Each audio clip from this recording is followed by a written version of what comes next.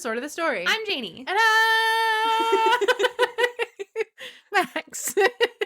That's Max. That's Janey. And this is the podcast where we tell each other stories like fairy tales, folk tales, spooky stories, ghost tales, urban legends, tall tales, American tales, cow tales.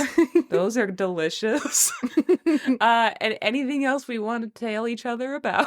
And also, You are here. you're here. Welcome, guys.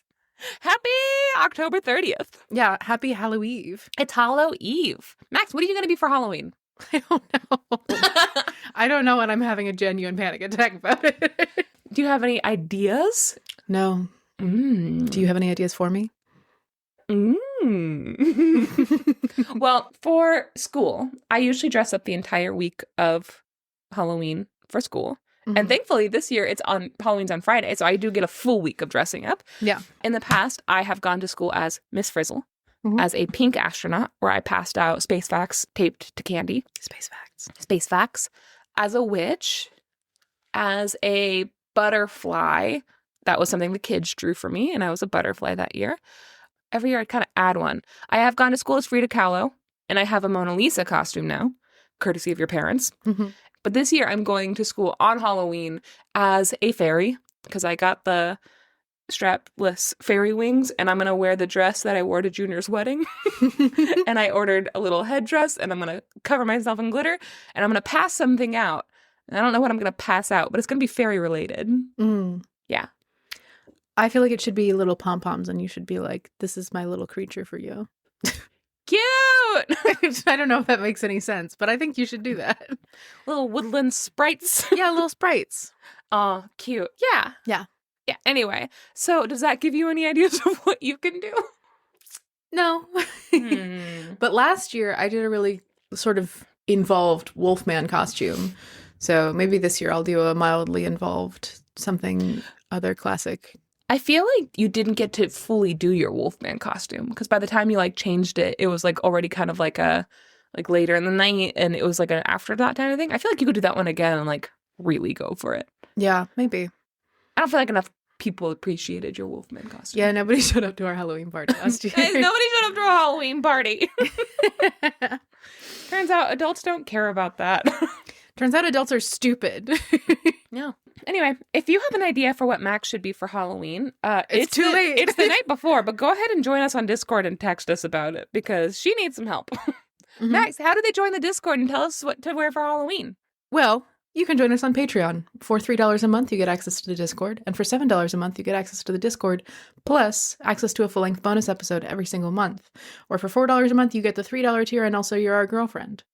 So if you have questions about that, check out our website, check out the show notes, check out our Patreon, sortofthestory.com, or email us at sortofthestory@gmail.com. Whatever you want to do. By the way, if you're our girlfriend, you legally get to wear a matching costume with us. Yes. So if you would like to be my girlfriend and dress like a fairy with me, or like my fairy prince, what else? What's going on? Peter Pan? Consort? If you want to be my fairy fuck buddy, I don't know. My fairy friend with benefits. If you want to be my fairy friend with benefits, which feels like a step down from girlfriend for sure. Anyway, you can legally if you pay me $4. And if you want to be a wolf girl with Max. Yeah, you can just do that. Yeah. And we say girl, but girl I feel encompasses all genders. Yeah, you can be a girlfriend no matter what your gender identity is. Yeah. You can be our girlfriend. Yeah. And also, if you don't want to be our girlfriend and you would prefer to use a different term, hey, that's fine. Let's talk about it, baby. Hey, pay us $4. We'll validate whoever you want to be. Yeah. By the way, me. Today, I got a Facebook notification that told me that on this day, 4 years ago, you and I recorded the very first episode of Sort of the Story. Aw. Yeah, it shared our little picture of us in my bedroom holding little books up to our faces and giggling. Oh my God. I love that picture. Yeah.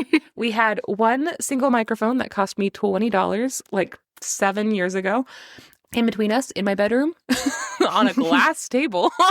We didn't end up recording there either, I don't think. I think we ended up recording on the coffee table in the living room. We did the first episode in my room, and Really? then we moved it to the coffee table. Why did we do that? Yeah, they're both so bad. We had no idea how we were going to edit a podcast. We were using Audacity, which is a free program, which is very good, but I moved to Audition later. Like it better. But yeah. Yeah. It was like a whole big thing. Oh my God. And that's today? Happy anniversary. Happy anniversary of recording. It's not your guys' anniversary yet, but I will say I shared that on the Discord and everybody was like, look at what you built. Aw. They're like, look how many people like you. And I was like, guys, cut it out. Oh my God, I'm going to stop cry. it. Anyway, you guys are amazing. I made the comment where I was like, if I could go back in time for one thing, I'd go back to the day we recorded and smash that microphone. And force us to get something else. And somebody was like, if you had done that, you wouldn't have recorded the podcast. I was like, oh, they're right. I don't know. I think I would have gotten. I wouldn't have. I think I would have gotten the same. If you saw me from the future, I guess that's true. You would assume I was there because the podcast was going to like end the world. Yes. But also because if I'm set to do something and then I don't do that thing at that time, I will never do it. So that being said, if I'm set to do something that doesn't happen, I will schedule it very clearly for the next thing and make sure it gets done. So you would have had your own podcast? No, I feel like I would have bullied you into doing it with me still. I feel like I would have I was at a dark point in my life when we started. I feel like I could have been a menace. Yeah, I mean, you definitely would have menaced me, but also my urge to absolutely disappear into the earth would have won out, I think, eventually. You think? Yeah. Well, I'm really happy that future me didn't come to the past and destroy the microphone so that we could be here on episode 166. 166. And speaking of episode 166, unfortunately, let's do it. It's your turn to go first. No. Yep.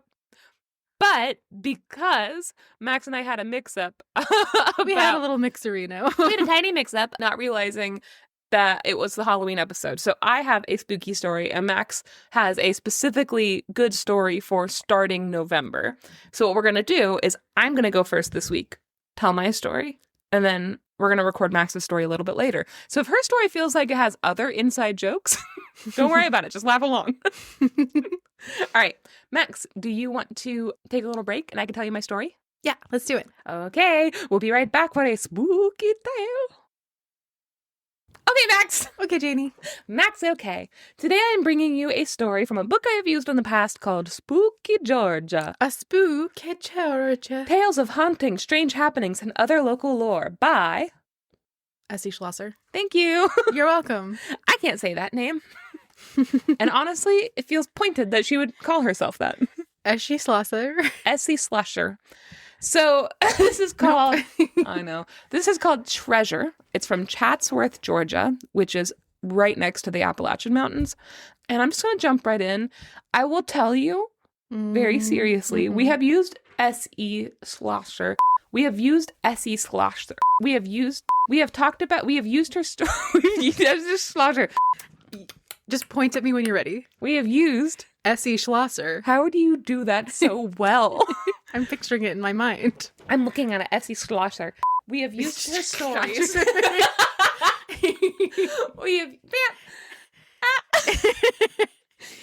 We've used her stories a lot, especially you. You've used her stories quite a bit. And I have always enjoyed them. But now that I have my own book from her, I've got to tell you, I don't really like her as much after doing this. And I'm going to kind of relate that here. I don't know. She's not the best at sourcing.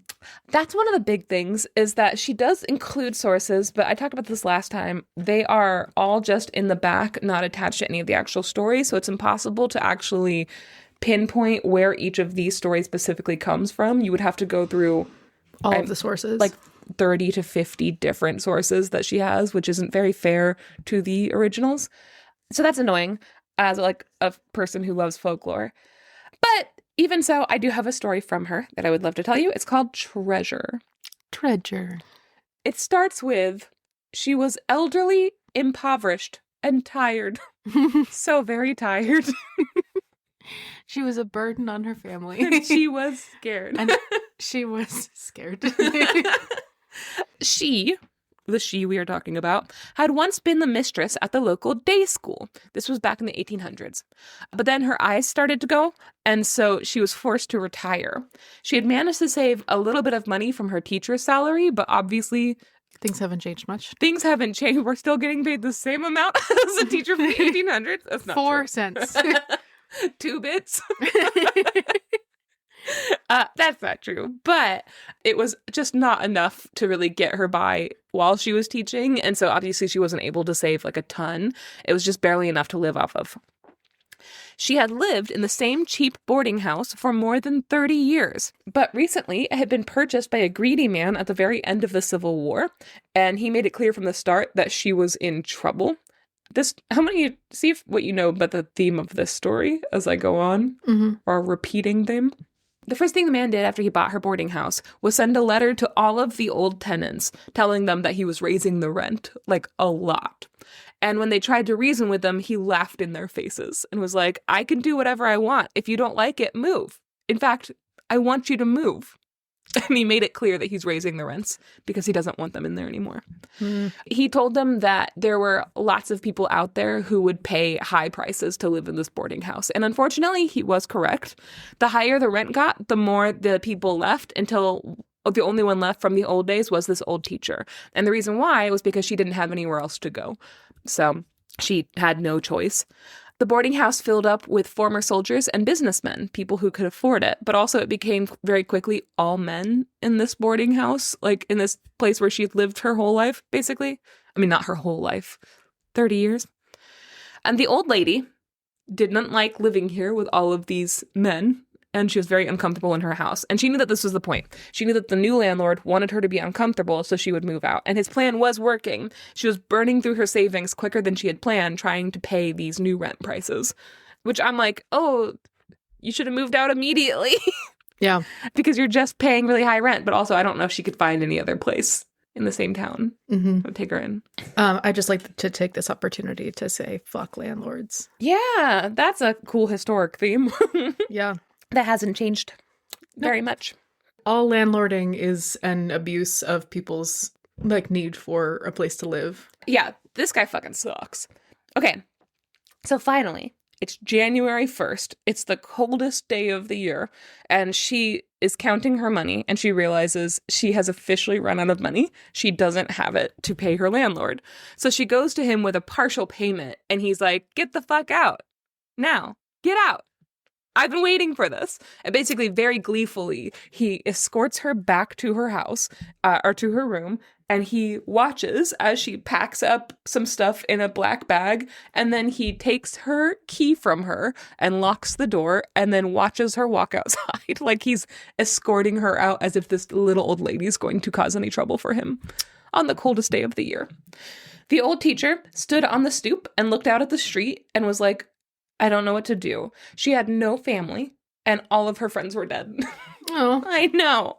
It was colder than usual, and she knew sleeping outside wasn't an option for her. So she's like, I need to find some shelter on this very cold day. She walked aimlessly down the road, the wind cutting through her coat and scarf while her bag tore holes in her very cheap gloves. And eventually she pulled them off of her hands altogether, and she put them in her pocket. She had to stop frequently, setting the bag down and staring into the woods around her. She was hoping a plan would come to her, but nothing did. She had no idea what to do. She just walked and walked and walked. And as the sun started to go down, she found herself walking down an overgrown path that led to the abandoned Fox residence. Not like a hollow, like the last name Fox. Like a little den. Not a den. like the name, like Megan Fox's ancestors. Oh. They were here and they abandoned it. Mm-hmm. She walks in, it's just a bunch of hair extensions and like eyelashes. No one came here because there was a rumor that it was haunted, Max. In fact, the rumor was a headless ghost roamed the grounds. Oh. Yeah. But it was a home with a roof and walls. She had to find somewhere to sleep tonight, so she was like, listen, it's not ideal, but I'll go in there into the abandoned house and I'll just try to regroup and think about what to do in the morning. So she half dragged her heavy bag down the weedy lane as the sky grew darker and darker. She could see a weathered, covered bridge ahead of her. The moon rose, sending shadows through the old oak trees as she studied the bridge. The boards were all warped, and there were huge holes in the floor where she could see the water beneath her feet. And the roof over the bridge was covered in moss, and it was sagging in the middle. And she was like, okay, well, I hope I don't die trying to get to this house. Like, I need to get over this bridge, but it doesn't look good. So she decided she would just like move forward as quickly as she could. So she straightened her shoulders and she stepped cautiously onto the creaky bridge, trying to stick to the sides and like avoid the holes. She was about halfway through the tunnel when suddenly the temperature plummeted around her. Wind started to gust, knocking her sideways, and a loud moan began to wail around her, and they even wrote it out. Ooh. Ooh. That's exactly what it sounded like. She fell to her knees in terror as the moan sounded again. Ooh. Oh my God, are you guys so scared? Surely this was the ghost. She was frozen in fear, and it took everything in her to get her legs to move again. If she stayed here, she would freeze to death on the bridge, so she had no choice. She was going to keep moving forward. She kept a trembling hand on the splintered wall of the tunnel for balance, and she pushed through the wind that was howling around her. After what seemed like an eternity, she stepped into the moonlit lane, and she found herself standing in front of the abandoned fox house. There were eyelashes everywhere. Eyelash glue just littering the path. I don't know why I just imagine Megan Fox's house is just all eyelash glue. It's just hair. It's just a lot of extensions. The wind was even stronger outside of the tunnel, which seems wild. Quote, it swirled around her like a cyclone, snatching at the scarf around her wrinkled neck. S.E. Slosser, that was good. No, I think I said it right. She is obsessed with calling this woman old. I got rid of like 90 different ways that she called this woman old. And I have been calling her the old teacher. And that's the most respectful way I could say it. Yeah. It's just like a lot of repetitive, like she's old. She's so old. Wrinkly. And now it's like her wrinkled neck. I'm like, that's rude. S.E. That's not nice. Anyway. The wrinkled old hag let go of the bag with one of her hands, her old hands, and clutched at her scarf, staring up at the sinister house, quote, with its ruined porch and dark windows that stared at her like the eyes of a hungry beast. And the wind moaned again. Woo! Woo! There's a roller coaster nearby. And then she heard the sound of galloping hooves crossing the bridge behind her. There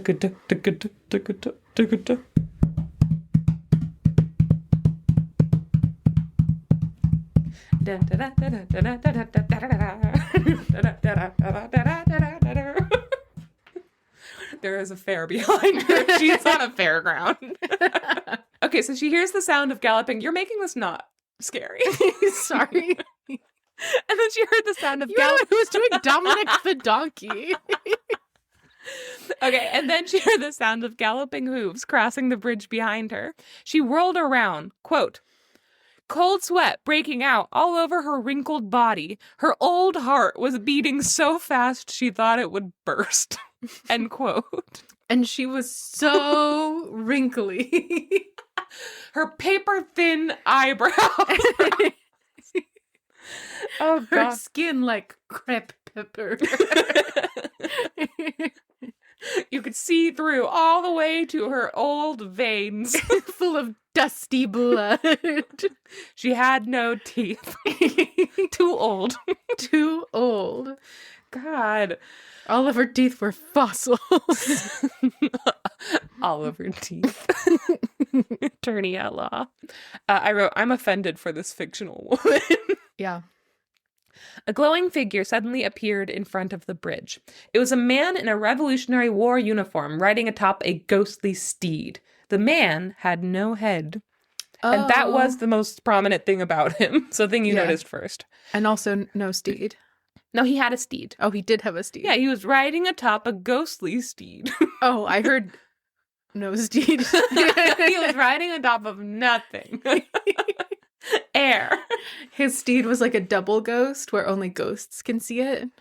I thought you were going to say his steed was double ghost. Like in a play when somebody's playing front of steed and someone's playing ass of steed. Ass of steed. No, it's just a ghost steed. How many times can we say the word steed? I'm having a hard time with this story because I'm mad at S.E. Schlosser. Okay. Oh, that one was good. I did it! You did it! Yes! The old lady was frozen with fear, staring up at the headless horseman as he galloped toward her at top speed. She dropped her bag and she put her hands together as though in prayer. It came closer and closer to her, and her legs trembled, unable to run. Mostly because of her bad hip, because of how old she is. Mm-hmm. Janey also has a bad hip.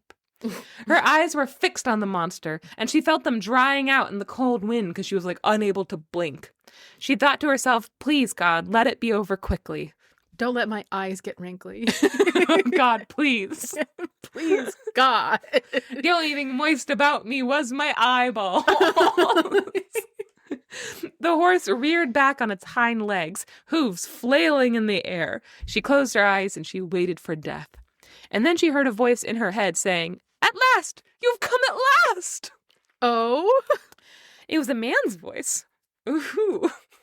And he sounded so relieved to see her that she, like, opened her eyes a little.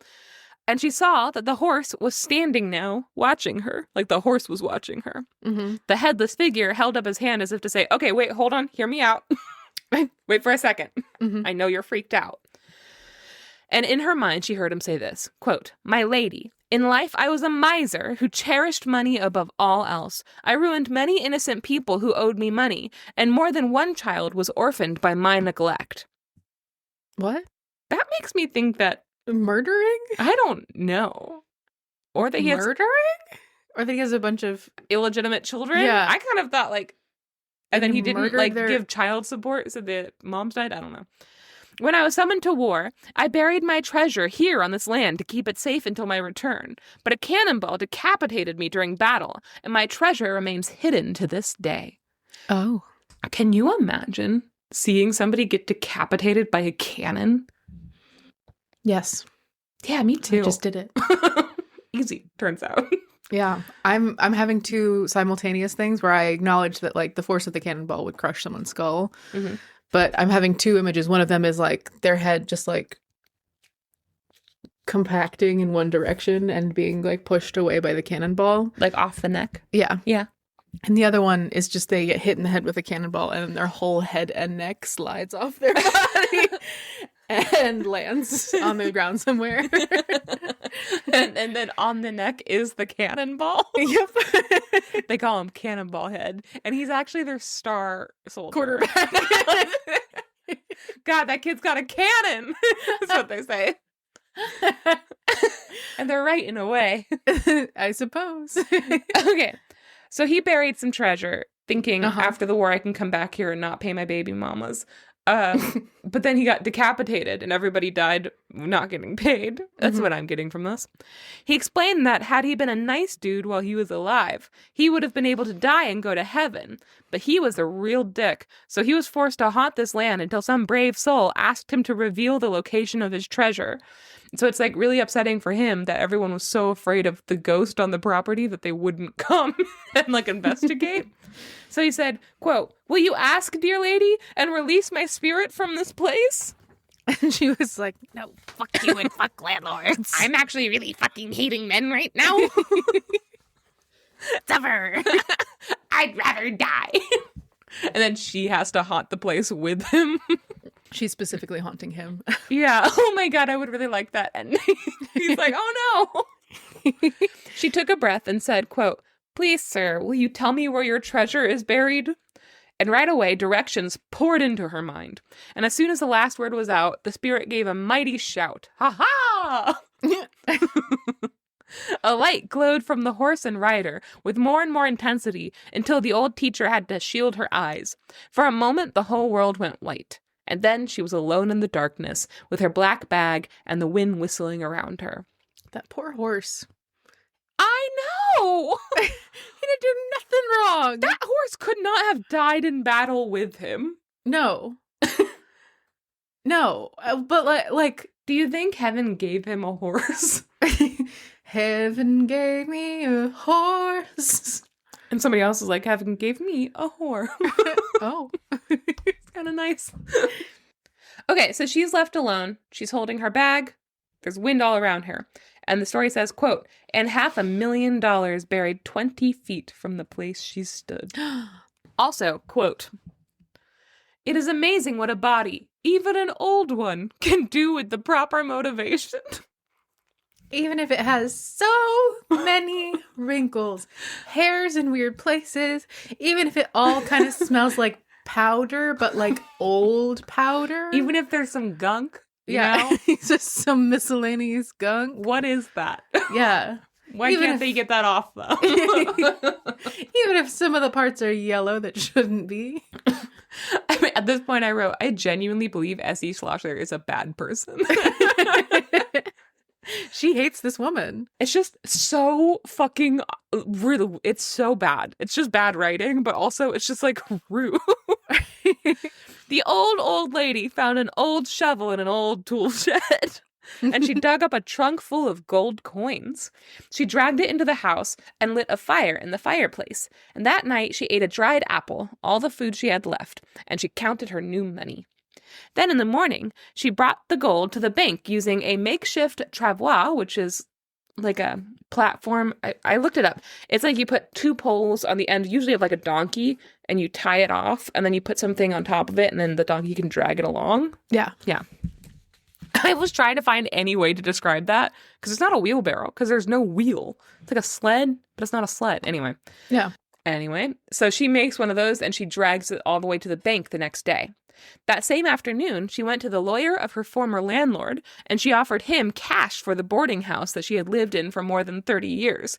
And on January 3rd, she kicked her landlord out, and she moved back into her old home for good. She renovated the house, turning it into a real home with beautiful furniture and servants and a fancy butler. I'm going to also guess she kicked out all of the boarders. Yeah, I was going to say, it sounds like she just turned this boarding house into her house. She did. Really, it feels like the moral of the story should have been she, like, renovated the house and then, like, let out the rooms at reasonable rates so that people would have homes. That feels like that's how that should have ended. Or, like, if he hadn't already moved people in, if he was, like, trying to get her out so he could renovate everything in order to move people in, so, like, she was able to buy it and nobody was living there yet, that'd be fine. But people were living there. She kicked him out. People were super living there. That feels like she's missing the... Men also need homes. Unfortunately. I mean, it's not my fucking problem, but still, it's kind of your problem if you're going to kick them out of their homes. Yeah. You know, just all these men on the street. And it's still the dead of winter. And it's winter. And also they just paid their rent. Not only is this woman old, she's also kind of a bitch. You know what? I might be on S.E. Schlosser's side on this one. This woman might be bad. This woman might be terrible. The last line of the story is, quote, when folks in town... When folks in town... That sounded like the twang of a guitar. Wow. Down. The last line of the story is, quote, when folks in town asked the old lady how she had come by her good fortune, she told them it was an unexpected inheritance from an old friend, which was the exact truth. She never went into details, though, for who would believe her if she did? Yeah. The end. Not me. And I don't believe her now. I believe she robbed a bank. Pretty sure she robbed a bank and then kicked all those people out of their homes. She's the villain. Yeah, kind of a weird one. I'm pissed at our good friend Nancy Schlosser. So I knew that this was going to be kind of a short story. So because of that, I read another one that I actually really did like, but it was too short to tell. So I do want to tell you about one more. Okay. So I already mentioned that my big problem with her is how she sources her stories. I think it's bullshit, especially if you are a well-known folklorist. Like at this point, you know better. Yeah. Source them correctly. But another problem I have, because what she's doing, and I do kind of see the point of this. I think that there is a point where like you want to collect all folklore. Not all folklore is going to be palatable. You know, there's lots of things that we read that feels very racist and stuff like that. Mhm. But she includes some in here. Like one of them starts out, it's called Isabel. This is the one I'm doing. But it starts with a family. Our mama was widowed at the age of 37, so my elder brother, Joel, helped run the farm while I assisted mama with the house. Our family was well-to-do. We had 16 slaves working for us, and the farm had a wide variety of livestock. And it's all about this family and how great their lives are, and like that's the whole point. And like the 16 slaves don't really come into it, and I'm just like, I mean, again, it's not that I think you should erase it, but just in particular, you, as East Gloucester, you don't have to like include those stories and have it be a very big brushed off thing. It just feels weird to have like a modern take on all these stories, but also to brush off slavery. Yeah. I don't love it. I'm not a huge fan of this. Mm-hmm. Anyway, there's a story that I like. It's called Till Death Do Us Part. It's from Pelham, Georgia. And this story is about this man, and he's like talking about how his wife had died. And he was like, you know, it was pretty sad, but these things, you know, it happens. Like, I'm trying to move on with my life. And then he starts like getting haunted by his wife, Jessie, where like he's laying down one night and he kind of like gets this weird feeling and he opens his eyes and she's standing at the edge of his bed and she's just like smiling a little. And he's like, oh my God, that's a haint. And he like throws the covers up over his head. That ain't my wife. Ah! And so he has a hard time sleeping because every night he just sees her like smiling in his room, and he's like, this is so fucking scary, and he's like having a hard time going home. And then one day he stays out for a very long time at a party because he doesn't want to go home. Yeah. And he is riding a horse, and as he's riding his horse, he's thinking about how his wife is haunting him, and he's like, you know, we said till death do us part. She didn't listen to that part of the vows, I don't think, because she's still here. And then as he's thinking this, he feels cold hands wrap around his waist, like somebody's suddenly on the back of the horse with him, and the horse freaks the fuck out and like throws him off the horse, and he like hits his head. At one point he goes to the priest and he's like, hey, what does till death do us part mean? And the priest is like, oh, is that what's worrying you? Oh, don't even worry about it, dude. It's been long enough. Like, get back on the horse. Do you have a lady that you have in mind? And he's like, oh, he thinks that I want to remarry. And I'm asking him if my wife has any legal grounds to haunt me. We're not the same. And so he's having a really bad time of it. And then eventually he's outside and he's working on the farm and he just like sees her smiling at him. And finally he's like, what do you want, Jessie? What do you want? Why are you here? Oh my God. And she like suddenly gets this really big grin on her face and she's like, oh my God, I wasn't allowed to talk to you until you talked to me first. And for whatever reason, you're all tight-lipped suddenly, couldn't shut you up while I was alive. And he's like, are you kidding me? And she's like, no. So they get into like a weird mini fight. And he's like, what do you want? And she's like, I want my teeth. And he's like, give me my teeth. He's like, you're what? And she's like, before I died, I ordered some new teeth, and I think they came in because they were supposed to come back in August, and I think you got them in a package. Those are mine. And he's like, you came back for something you ordered from a catalog? And she's like, yeah, I got them for a reason. I want to be buried with my teeth. And he's like, I buried you with your teeth. And she's like, you buried me with the old teeth. I want the new ones. And he's like, are you kidding me? And she's like, no. So like there's this like moment where they're like staring at each other, and he's like, God damn it. Okay, if I do this, you can't come back and haunt me anymore, and I need a promise from you. And she's like, sure, I promise. And then she like gets this weird look on her face, and she's like, I mean, until you die, and then I'm gonna haunt the shit out of you in heaven. She's like, you won't be able to get rid of me. And he's like, fine. And she's like, fine. And then, like, he stomps to the house. He grabs this package with her new teeth. He stomps back to the family cemetery. He starts, like, digging up her grave. As he's doing this, he's, like, grumbling. And he says, till death do us part. I don't believe a word of it. I think I'm stuck with that woman until eternity passes away. And then as he's, like, burying her, she says, and don't you forget it, Jacob Riley. And he feels an invisible kiss on his cheek. And he says, quote, saints preserve me. I couldn't help smiling. Aww. And that's how that one ends. I love that she came back for her treats. She's like, I ordered it from a catalog. Special! It's me coming back from my Amazon order. Hey, I got a new tube of mascara because mine was like kind of dry and gunky. If you could also bury that with me. It's like $5.96. That's a lot for a mascara. You remember when they used to be like $3? It's crazy. Also, I ordered some dresses. my new fairy wings, they came in and they've just been sitting there. Can you like fucking put those in my grate? You can take it with you. I like that the moral of that story was you can take it with you. Yep. But it was fun. That's a good one. Anyway, so that's 2 little stories. 2 little stories. And I think that might be the end of my relationship with S.G. Slosher. I think that might be my end. That's it. I think I'm breaking up with her. First of all, I can't say her name. That's fair. Yeah. Yeah. Cool. Let's take a break for a couple days. Yeah. And I come need back. some time. And let's really think about what we learned today. And then we'll come back with your story. Yeah. Okay, bye guys. For you, we'll see you after this break. Bye.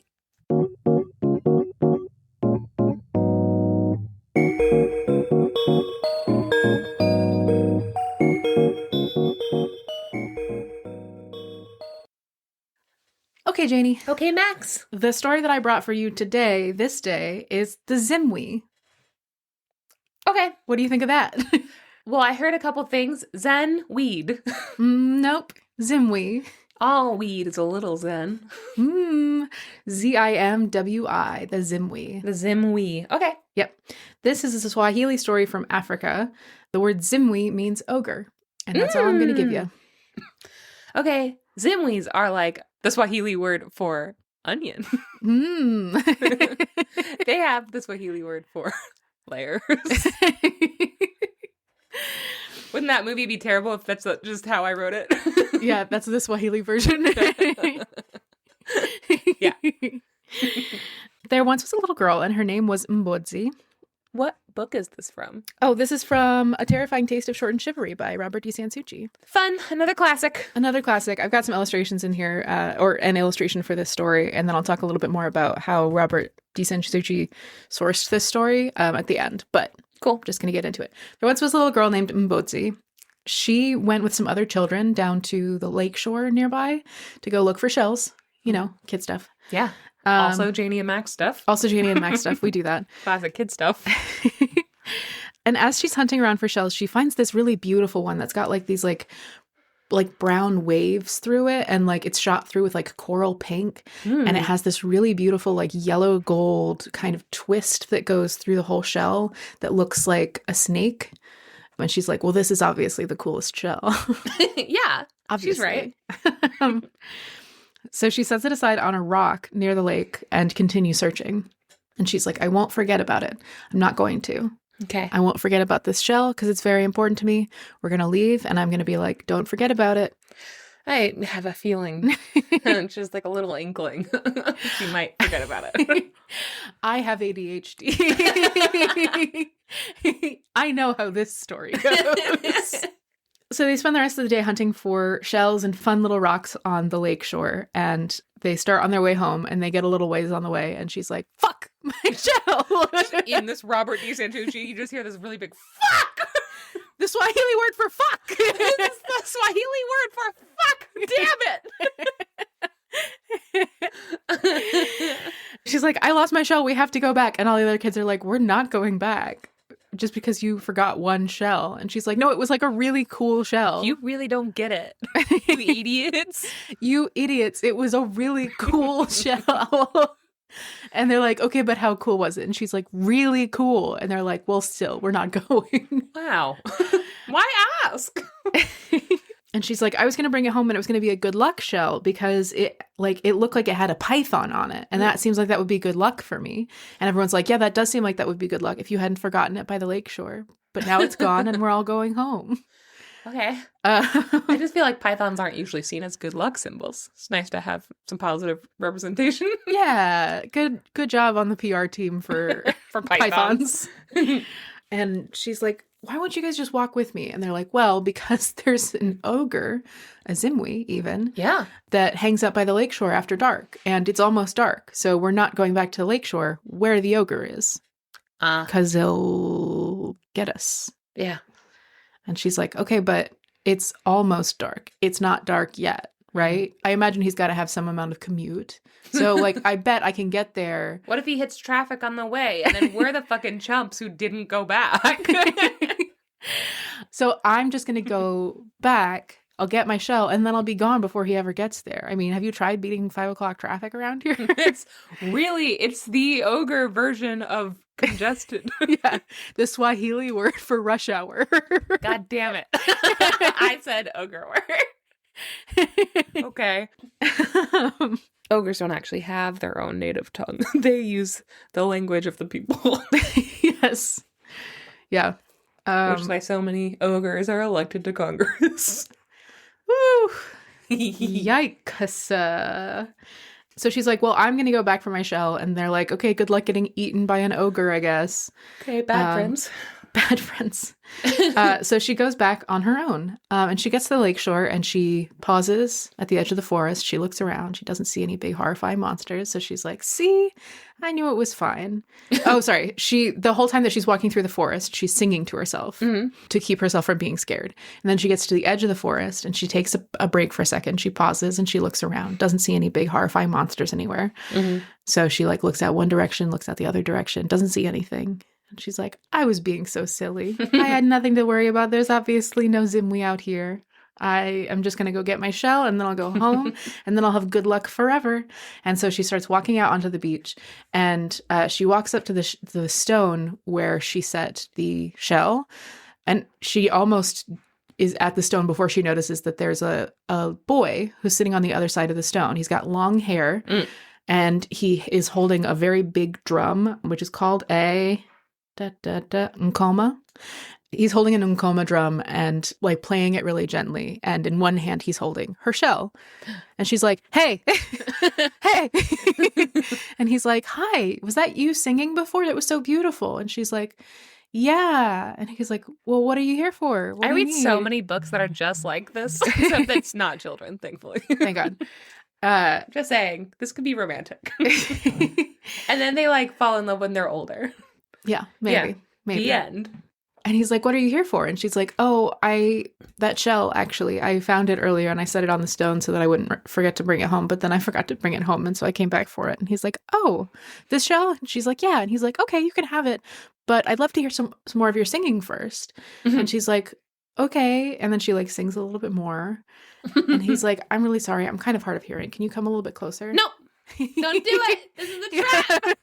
Ding, ding, ding, ding, ding. Alarm bells. Danger. I was pulled in by the romance of it all, but now I'm thinking maybe this is a trap. So she comes a little bit closer and she continues singing. And he's like, I really can't hear you. Can you come just a little bit closer? Bitch, you could hear me while I was in the fucking woods. Methinks you're fine. Yeah, but she also has to go over there to get her shell. Nearsighted hearing? That's not a thing. Near hearing? That doesn't even sound right, does it? Well, you wouldn't know. You near hearer? You near hearer. You know what? I bet the Swahili word for that is beautiful. So she steps a little bit closer, and she at this point, she's within arm's reach of the boy. And she keeps singing, and he says, wow, what a beautiful voice. And then she watches as he transforms from a boy into a monster. He was a honeypot. It was a honeypot. Wow, he really did decide to seduce her at her own level. Yeah. Okay. So the boy turns into a horrifying monster. Yeah. It's got 2 heads and razor-sharp teeth and long claws. And I actually have an illustration of it. I was going to be like, and it has all this other stuff. And then I was like, well, I know it has the other stuff because I looked at it. Maybe it's just because I'm in teacher mode, but I really do think that I would be mean to this thing and possibly just get it to go away. I think I'm still in teacher mode. Oh, this is scary. I think I would see it transform from a little boy and be like, absolutely not. Sit down. Thing. Hey, sit down. Like Mona Lisa, please. Hands in your lap. Yay. So scary. He's putting a little girl, he's holding her by her dress like she's a purse. This is so scary. It's a 2-headed monster covered with, I think, like a fur something. And yeah, he's trying to put her in his drum. And she's looking up at him like, dude. Hello? She looks more like this might be, in fact, inconvenient. Yeah, she's like, I've got places to be, people to see. Quite scary. Yeah, this thing's huge, too. It's, like, really big. Yeah. And that's a Zimwi. And he's got very sharp teeth. Yeah, razor sharp even. On both heads. Yeah.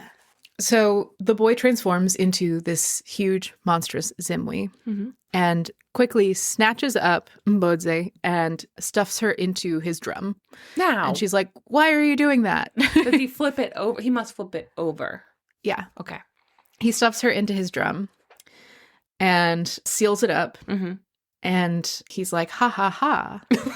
Your sweet voice will be the voice of my drum. When I play for people, they will reward me with food.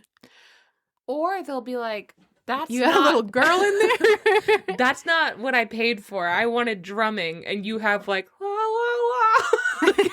That's stupid. It's not even a drum. You idiot. You idiot. But nobody's there to tell him that that's stupid and he's an idiot. Okay, if I was there, I would definitely, and it might be because I'm in teacher mode, but I definitely call him a stupid idiot. Do you call your students stupid idiots a lot? No, but I sometimes threaten to throw them out the window. Well, that's fair. We don't have a window in my classroom, so it's funny. Tell them that you're going to put them in a drum and on the drum. I don't want to step on the music teacher's toes. Yeah, that's fair. Tell the music teacher to tell them that. Okay, yeah. If he doesn't already. Nobody's there to tell the monster that this is a dumb plan. So the monster sets off, and he travels as a young man from village to village, playing his drum for food. And when he plays his drum, it makes the sound of drum music, but also like beautiful singing. And people are amazed. They're like, how are you doing that with just a drum? And he's like, it's my little secret. Does he feed the drum? So he gets paid in food. Yeah. And he eats almost all of the food. And he only gives Mbodze enough that she just like survives. Yeah. But he like unseals her, gives her food, and then seals her back up in there. What if she has to use the bathroom? Drum full of piss. No. Sorry. Them's the rules. All right. So he goes from village to village playing, and eventually he makes his whole tour and then gets back to Mbodze's home village. All of the villagers come around to hear this like magical drum playing. And Mbodze's parents are still in mourning. They assume that their little girl is dead. Yeah. But her brother and sister are like, we're fine. So they go to see the drum player. And as soon as he starts playing the drum, they hear a voice from inside of the drum, and they recognize the voice of their sister, Mbodze. That's the whole time. That's the song I'm. And I think it's because you keep saying Mbodze, but I just like. It would be fun to see that played on a drum. Yeah, that would be good. On a drum with a little girl inside. Immediately, her brother and sister go home and they tell her parents, like, we think Mbodze is inside of this drum of this like traveling musician, and we think that the traveling musician might have kidnapped her, and we think that he might be an ogre because we think that she was kidnapped by the Zimwi. So Mbodze's parents invite the Zimwi to dinner, and they feed him so much food. They feed him all of the food that they have, and he's like, wow, that was a nice little snack. Thank you so much. And so they have to go to their neighbors and get all of their neighbors' food. Yeah. And all of their neighbors' food, and they bring like wagonfuls of food in, and this like boy, because he's still in boy form, is just eating unbelievable amounts of food. But finally, he's full, and he is so full that his belly is almost the size of the drum that he's carrying. It would be so embarrassing if their daughter isn't in that drum. You just listen to those children, and then just now you're starving the whole neighborhood. Yeah. If it's just a drum and he's just like, thanks, bye, and then he goes. Embarrassing. The roundest little boy in the world. See you later. I just waddled. All right. Yeah, that was a visual gag. He's so full that he falls back into his seat at the table and he passes out. While he's asleep, Mbodze's parents open up the drum, they unseal it, and Mbodze climbs out. They quickly tell her to shh, and then they go outside and they get a venomous snake. A poisonous no-no. A poisonous no-no. A venomous snake. All right. a swarm of bees Oh. and a colony of biting ants. And they put them all inside of the drum. Okay, which one will survive? It's a great question. I'm going to say The snake's ants. dead. Ants survive. Depending on the size of the colony, I think the ants survive. I think you're right. The snake's dead right away. Yeah, immediately. The biggest thing is gonna die. Yeah. Yeah. Yeah. Yeah. So they fill this drum up with snake and bee and ant, and then they seal the drum up, and they wake the Zimwi. And they say, hey, some of our neighbors were just saying that they wanted to hear you play. Why didn't you go play for them? And the Zimwi's like, oh, yeah, I got a gig. Okay. And he goes to the center of the village, and he begins to play. He plays the first drum beat on his drum, and no sound comes out of it except for a regular drum sound. And everyone's like, the fuck? Ew. That's just a drum. And he's like, no, hang on. Boom, boom, boom. And nothing. And he's like, okay, well. And then he drums a little bit more. He's like, and nothing. He's like, what the fuck? And he unseals the drum. He takes the skin off of the drum and unseals it, and immediately is attacked by a bunch of ants and bees and snake. And so is everybody around. And so is everybody else. The whole village. Not only are they starving, but they also all get super stung. They all get plagued. He gets bitten by the biting ants and stung by the stinging bees and bitten also by the venomous by snake. the biting snake, and he gets really fucking destroyed by that poisonous no-no. Poisonous no-no. And he gets poisoned by the poisonous no-no. Poisoned by the poisonous no-no. That's the name of the romance book I'm writing. It's actually quite beautiful. The no-no is a metaphor. For gun control. Prepare to cry.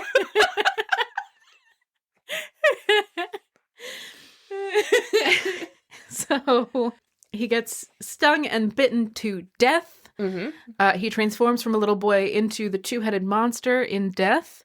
And then his body sinks into the earth like water. Ew. The end, except it's not. Oh. There's more story. Addendum.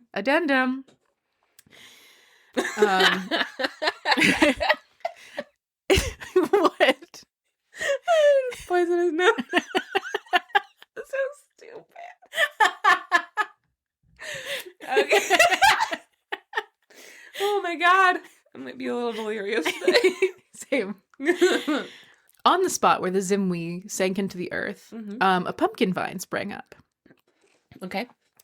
And as it grew, the pumpkin vine began to sprout one big old pumpkin. Have you ever seen that picture of the little apple tree that's made into a bonsai that has one really big apple? Oh my god. I have to show you. You know what? I have a feeling that pumpkin might be the poisonous no-no. That might be the poisonous no-no. You shouldn't eat it for sure.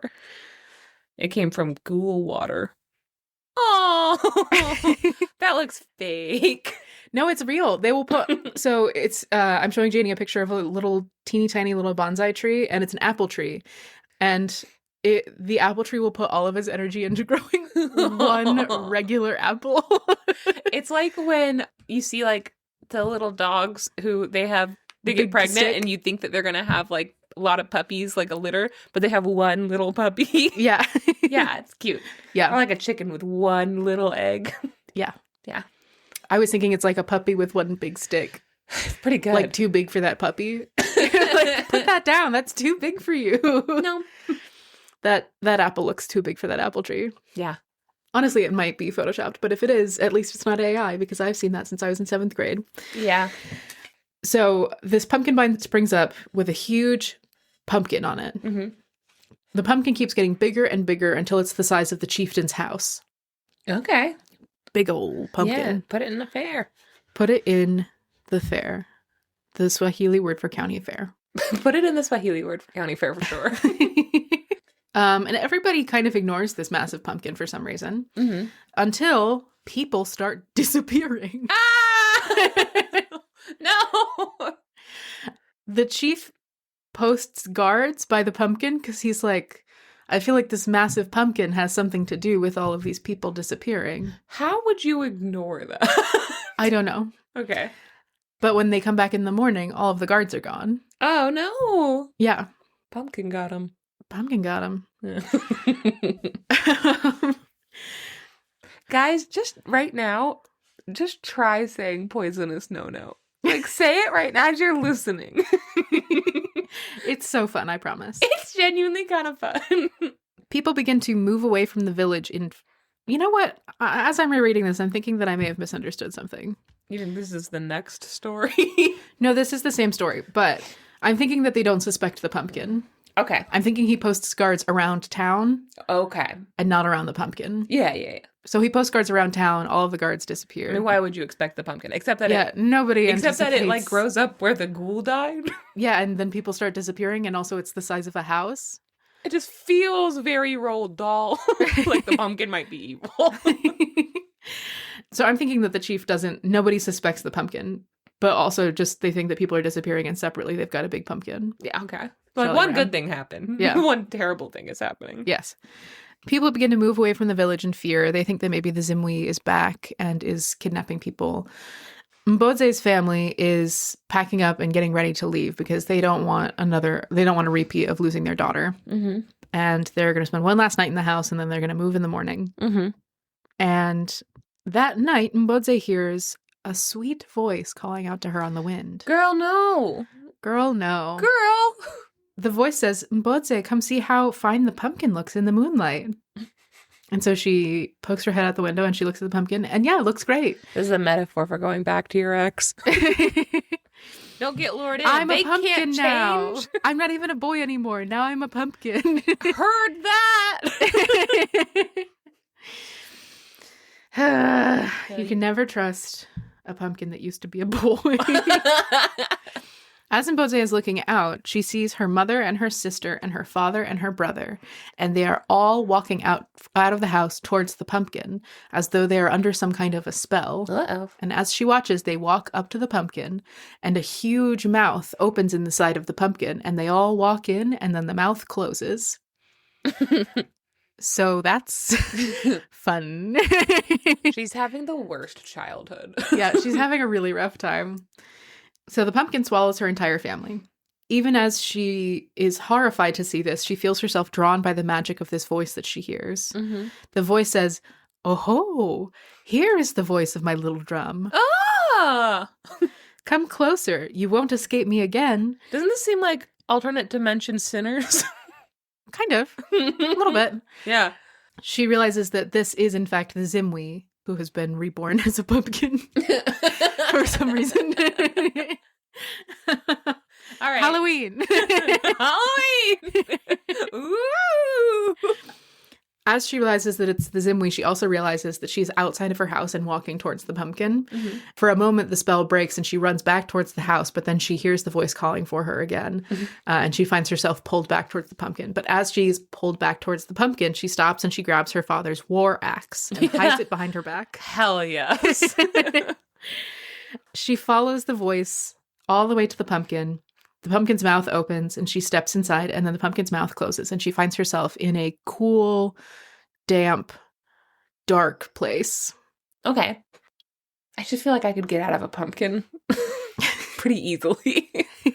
Well, this one's a huge one. It's even bigger now. It's bigger than the chief's house. Okay. It's like several houses mushed together. Actually, it says in there, it says it's the size of 20 elephants standing shoulder to shoulder in a line. That's on the inside. Now, how thick are the walls? Mm-hmm. No matter how thick they are, I could eat through the inside of a pumpkin. No problem. Well, you also eat raw pumpkin all the time. Not all the time. You make it sound like I have some secret, like a porcupine. I don't have a pumpkin problem or anything. It's just the laugh. That's the sound of you as a porcupine eating a pumpkin. You know how I know that? Because you saw me eat a pumpkin. Here's the problem. I was told by the internet that it's fine, actually. And even normal. Well, that's a clean girl hack for all you October girlies. You can just eat a pumpkin. You know, as you carve that pumpkin, you just eat it. That's the sound that porcupines make. It's really cute. In this vast, dark space inside of the pumpkin, she hears the voices of adults and children crying out in fear, calling out to each other, and trying to find their families. At this point, the village is almost completely empty, so almost all of the village is inside of this pumpkin. Okay. She feels around until finally she touches the cold wall of the inside of the pumpkin. And then she takes out her fucking axe. Hell yes. And she starts chopping, baby. She chops a hole through this pumpkin and a stream of moonlight comes in, and she looks around and sees all of these people covered in pumpkin guts, blinking against the brightness of the moonlight after being trapped inside of the pumpkin for days, some of them. Yeah. And she just keeps on chopping. Mm-hmm. The pumpkin roars out in pain as she cleaves a mighty doorway into the side of this massive pumpkin. She leads everyone out of the pumpkin. And then she goes back to the pumpkin and continues chopping. Hell yes. All of the villagers go back to their homes and they get their axes and their knives. It was like business as usual. Bye. Have fun chopping that pumpkin. She likes it. It's okay. Yeah. They get their axes and their knives and their scythes and everything that they can find. And they come back and they help her chop this pumpkin to bits. Mm-hmm. And then they all burn the pumpkin and scatter the ashes and dance on its grave. And the village was never again bothered by the Zimwi. The end. Seems like the only way to get rid of the Swahili word for ogre. Yeah. Yeah. You got to wait for it to turn into a pumpkin. Yeah. So first you got to get seduced by a boy. Okay, done. Yeah. Unfortunately. Hey, it's happened to the best of us. Yeah, yeah. You got to get seduced by a boy, and then you got to get sealed in a drum for a little while. Okay. And then you got to get a bunch of ants. I have so many ants. You have so many ants. You got like 10 ants? I mean, yeah, if you count my dad's side. Yeah. Yeah. Yeah, you got a lot of ants. Guys, that's more ants than like a lot of people. I could fucking take down an ogre. You could take down an ogre with all those ants. Yeah. Yeah. The ants could probably also help you take care of the pumpkin. Probably. Right? They probably love that. Yeah. The story kind of talks about this, like the inside of the pumpkin is hollow. Yeah. I like the idea, though, that it's still full of pumpkin guts, and they're all just mucking around in pumpkin guts. I do think that you could, imagine giant pumpkin seeds. Pumpkin seed. Like a huge one, though. They'd be like as big as you are. It'd be so good. It might be great, or it might just be like hard to roast. Yeah. It's probably hard to roast. You know who could roast that pumpkin seed? Giant Petey. Giant Petey, but also you're biting ants. They could. I believe in them. They'd fight the whole time. So, as I said, this is a Swahili story from Africa. Robert D. Sansucci, as always, is our sourcing king. Yes, he is. I'm just going to straight up read this. Okay. The Zimwi, adapted from two interlocked accounts, a Swahili tale and The Baleful Pumpkin. In Africa, Myths and Legends by Alice Werner. I've changed some details of the story, and I have made the young woman Mbodze the heroine who destroys the pumpkin. Mm-hmm. Many African folktales concern a huge pumpkin, elephant, or other type of swallowing monster. Okay. Since it is often an old woman who rescues her village or a young mother who rescues her children by letting herself be swallowed up, then cutting everyone free as she destroys the monster, it seemed consistent to keep the young woman as the rescuer. Mm-hmm. For another example, see Mahata and the Bull Elephant in Some Gold and a Little Ivory, Country Tales from Ghana and the Ivory Coast, edited by Edith Rance Haskett. I included an African-American variant from Missouri, Old Sally Cato, in my Cut from the Same Cloth, American Women of Myth, Legend, and Tall Tale. For a variant with a boy rather than a girl as the demon's captive, see The Pumpkin Spirit in Myths and Legends of the Swahili by Jan Nappert. Great. Yeah. Yeah. So much sourcing. Yeah. So much. And another person who explains what he changed. Why, and also if you like the other versions, that's fine. Here, you can find it. It's just like Changa. Yeah. Incredible. That's called responsible sourcing, S.E. Schlosser. That's how we do it. Yeah. Fucking take notes. And he was doing it in the 90s. In the 90s even.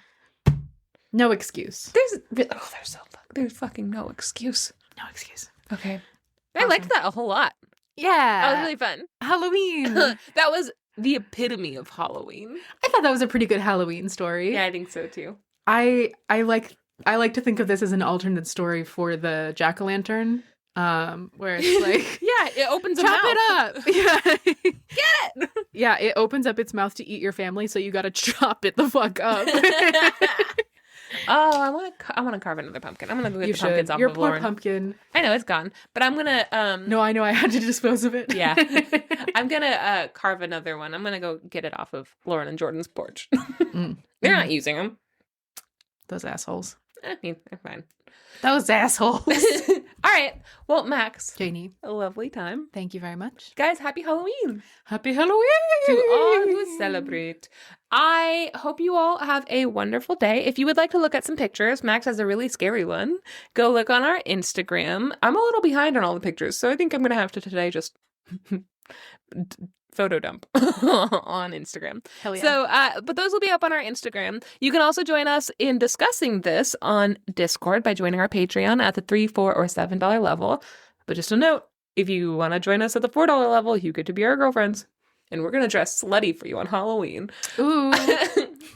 And then you can send us an email at sortofthestory@gmail.com. Gmail.mom. Gmail.mom. You can also send us an email at sortofthestory@gmail.com. And you can look at our sources and all of our stories at our website, which is sortofthestory.com. Put www before that if you want, if you're nasty. If you're nasty. And leave us a 5-star review because you love us and you're nice and it's Halloween and it's the time to do nice things for each other. And we deserve it. And we deserve it. Are we not slutty enough for you? Is that why you're not reviewing us? Listen, if you give us a treat, we'll show you our tricks. Anyway, if you want to see Max's tricks, go ahead and send her an email. I can do a cartwheel, maybe. C.O. Max, can you do a cartwheel? No. I have never been able to do a cartwheel. I don't understand. I've never been able to, but that doesn't mean I can't now. People make it look so easy. Anyway, for another time. Guys, we love you, and we hope you're having a great time. And if you join the Discord and send us a picture of your Halloween costume, we'll say, wow, you're so hot, because that's genuinely what I think of all of you. Okay. Goodbye. Bye. I have a very mischievous security guard who I get along with very well. And every day, he's from Jamaica, and every day he's nosy. And if I'm texting even a single bit, he goes, texting your boyfriend? Stop texting your boyfriend at school. He's married with 3 kids. And in the past, I have been like, I wonder if this guy's hitting on me. And he's not. He's just nosy. And that makes me love him. But every time he's like, texting your boyfriend, and I go, I'm so busy. I do not have time to train a man. And that's my like overall response every time. And every time I say it, he looks so delighted. Hilarious. Yeah. I told one of my coworkers that I had been on a date recently, and she was like, oh my God, where'd you go? Who was it with? Did you like him? What happened? Are you going to go on another date with him? Where's he from? Where are you from? What's his job? Hold on.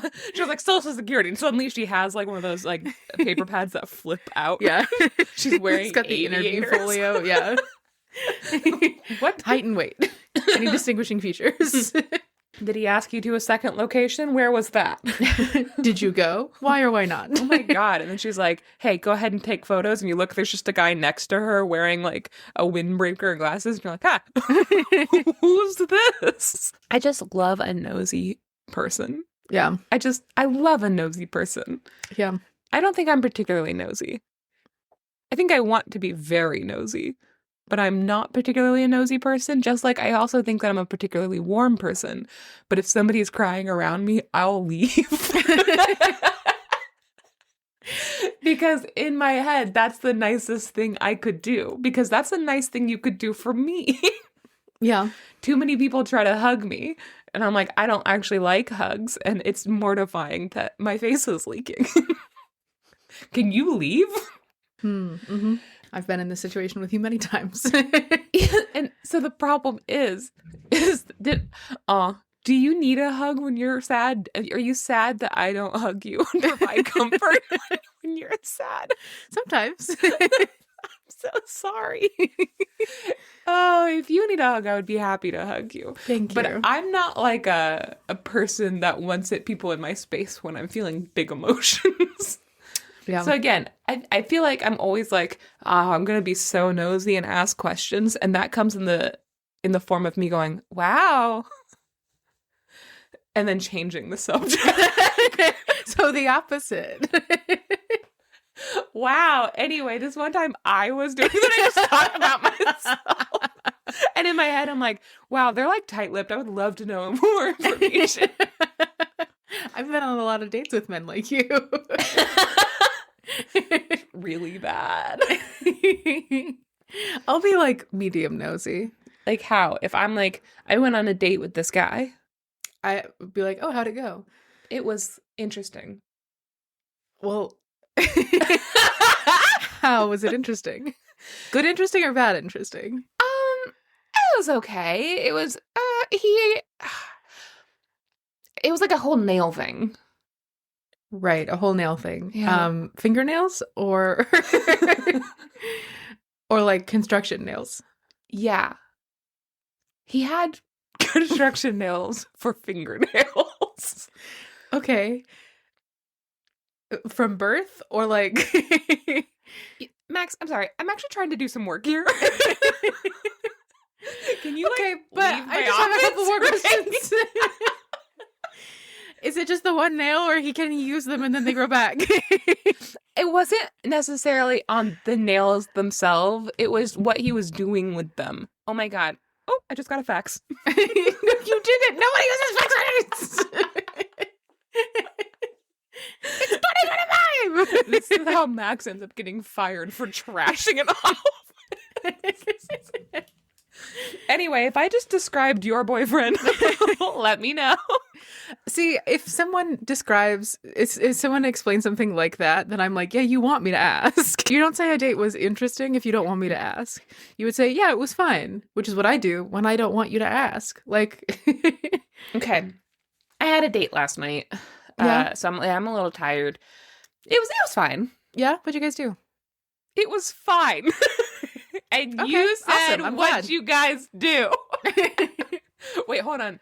I forget. Isn't that the point of this? That we're trying to be nosy. I'm trying to be medium nosy. Okay, we broke into a bookstore. It was kind of cute. That sounds really cute. I love that. Yeah. That's so fun. We accidentally shot the bookstore cat. With a gun? Oh, no, God, no. With a nail gun. Tell me more about that. All right. So, you know how my uncle was Jack the Ripper, right? So, I've always wondered. So old. Hold on.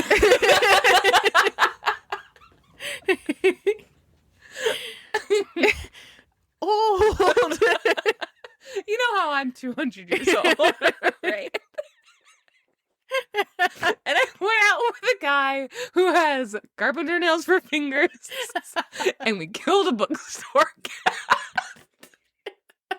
And it was just okay because it turns out he doesn't like cunnilingus.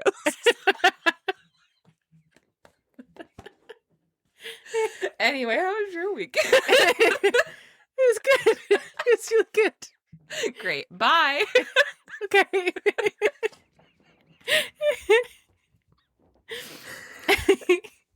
I just think I need to learn how to ask more questions.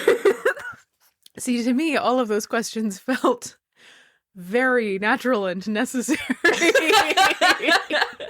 It felt like that conversation could not have happened without me asking some questions. It's true. Maybe you should call the police. Anyway, did I just describe your first date with your husband? Let me know.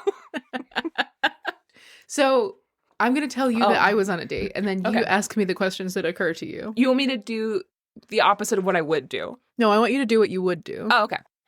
Hey, how was your weekend? It was really good. Yeah, I had a date. It was really fun. Oh, that is fun. How do you know? Well, you already said it was fun. This is where I get... That's legitimately what would stump me. You said it was fun, and I say, "Oh, that is fun." And then you look at me, and, "Oh, what'd you do?" Yes, there you go. What'd you guys do? The way that Max looked at me, like she was offended on this imaginary person's behalf. Anyway, bye. Well, get busy living or get busy dying. Am I right? Anyway, what'd you do on your date? We went to the county fair and we stole the prize hog. Oh my God. What's the hog's name? How big is it? All my questions are hog based. The hog's name is Justice. Justice. Yeah. And he is 415 pounds. Holy shit. Did it fit in your car? No. How'd you get it home? We had to drive 2 cars next to each other with the side doors open and the Yeah. hog stretched across the middle. Was it like hot dog style or hamburger style? Hot dog style. That is a talented hog. I see why it was the prize of the fair. Holy shit. Anyway, does it wear a little jean jacket? No, he wears a little leather jacket, and I was like, that seems a little fucked up. And he was like, don't tell me about my culture. Oh my God. Are you sure you didn't accidentally take a man home? A man who was just going full hog? Yep, I took home a 415-pound naked man wearing just a leather jacket and nothing else. And he was the prize hog at the county fair. Honestly, and I was on a date, and it wasn't with him. Good for him. So do you think you're going to marry him? The hog or the date? I don't know, either. Probably. One or the other. Did you hear about Linda in accounting? Did she also marry a prize hog? No, she died. Oh. Nail gun to the head. Isn't your boyfriend? That's the fire alarm. Anyway, did we just describe your 450-pound naked man wearing only a tiny leather vest? Let us know.